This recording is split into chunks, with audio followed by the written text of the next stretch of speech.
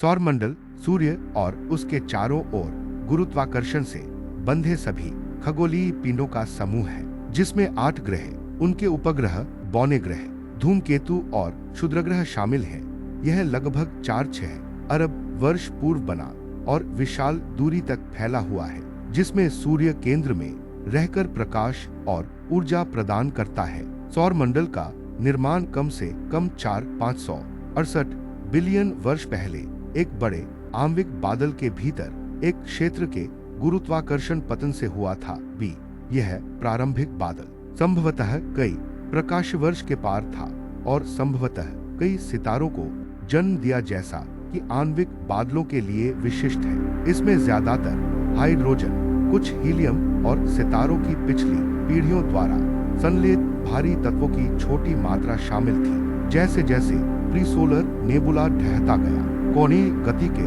संरक्षण ने इसे तेजी से घूमने के लिए प्रेरित किया। केंद्र, जहां अधिकांश द्रव्यमान एकत्र हुआ, आसपास के वातावरण की तुलना में तेजी से गर्म होता गया। जैसे जैसे सिकुड़ता हुआ नेबुला तेजी से घूमता गया। यह लगभग 150,000 वर्ग मीटर के व्यास के साथ एक प्रोटोप्लेनेटरी डिस्क में समतल होने लगा। 200 AU और केंद्र में एक गर्म घना प्रोटोस्टार इस डिस्क से अभिवृद्धि द्वारा ग्रह बने, जिसमें धूल और गैस ने एक दूसरे को गुरुत्वाकर्षण से आकर्षित किया और बड़े पिंडों का निर्माण करने के लिए एकत्रित हुए।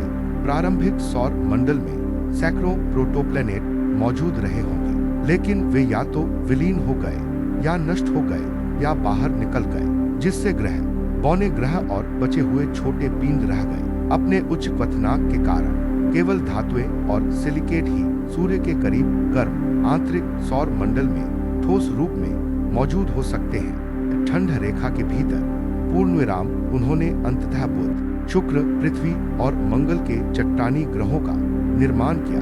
चूंकि ये दुर्दम्य पदार्थ सौर निहारिका का केवल एक छोटा सा हिस्सा थे, इसलिए स्थलीय ग्रह बहुत बड़े नहीं हो सके। विशाल ग्रह बृहस्पति, शनि, यूरेनस और नेपच्यून ठंड रेखा से परे मंगल और बृहस्पति की कक्षाओं के बीच के बिंदु पर बने हैं, जहां सामग्री इतनी ठंडी है कि अस्थिर बर्फीले यौगिक ठोस बने रह सकते हैं। इन ग्रहों को बनाने वाली बर्फ उन धातुओं और सिलिकेट्स की तुलना में अधिक प्रचुर मात्रा में थी, जो स्थलीय आंतरिक ग्रहों का निर्माण करती थी, जिससे वे हाइड्रोजन और हीलियम के बड़े वायुमंडल को पकड़ने के लिए पर्याप्त रूप से विकसित हो गए।